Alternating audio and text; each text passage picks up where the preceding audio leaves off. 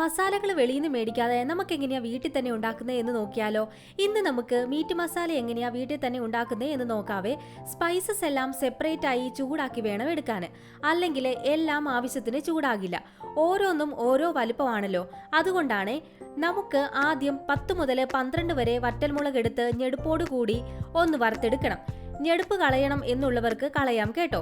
ചെറുതീയിൽ വേണം വറ്റൽമുളക് ഇടാന്. ദേ ഇങ്ങനെ ഒന്ന് പൊള്ളിച്ചു വന്നാൽ പിന്നെ ഇതങ്ങ് മാറ്റി വെച്ചേക്കാം.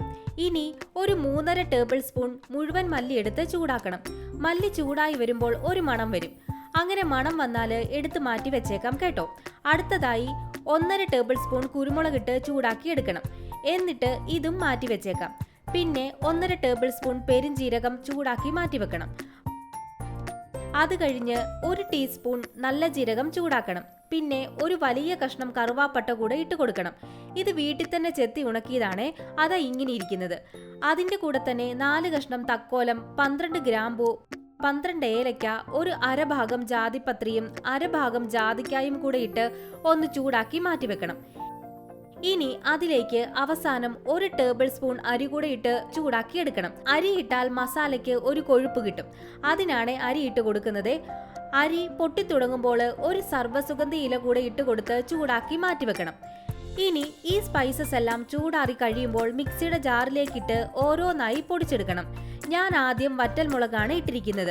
ഇതൊന്ന് 1/4 ഭാഗം പൊടിഞ്ഞു കഴിയുമ്പോൾ മല്ലി ഇട്ട് കൊടുത്ത് പൊടിച്ചെടുക്കണം. എന്നിട്ട് കുരുമുളക് ഇട്ടു. പിന്നെ പെരിഞ്ജീരകം, സർവ്വസുഗന്ധിയില, നല്ല ജീരകം, തക്കോലം, ഏലക്ക, ഗ്രാമ്പൂ, കറുവാപ്പട്ട, ജാതിപത്രി, ജാതിക്ക ഇതെല്ലാം കൂടെ ഇട്ട് പൊടിച്ചെടുത്തു.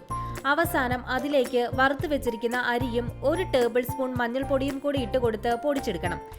ഇപ്പം പൊടിച്ചതിന് ചൂട് കാണും.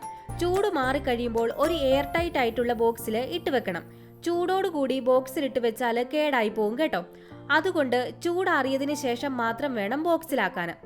ഈ ഒരു മസാല 1 അല്ലെങ്കിൽ 2 സ്പൂൺ മാത്രമേ കറിയിലിടാൻ പാടുള്ളൂ കേട്ടോ. അല്ലെങ്കിൽ മസാലയുടെ ഒരു കുത്തൽ മണം കാണും.